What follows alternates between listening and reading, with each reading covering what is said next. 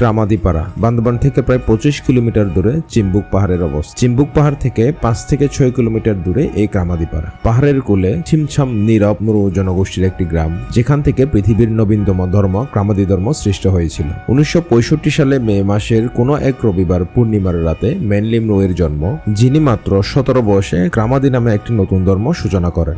উনি হচ্ছে ক্রামাদি ধর্মের প্রবর্তক মেনলেন ম্রো। এটি শুধু একটি ধর্ম নয়, একটি জীবনযাত্রার প্রণালী। আমার পিছনে যে বাড়িটা আছে এটা হচ্ছে ক্রামাদি ধর্মের প্রবর্তক মেনলি ম্রোয়ের বাসভবন। 1982 সালে স্বর্গের দূত স্বয়ং এসে মৃদের হাতে তুলে দেয় ক্রামাদি বর্ণমালার বই, যা মৃ বর্ণমালা নামেও পরিচিত। কোন ক্লাস পর্যন্ত আছে?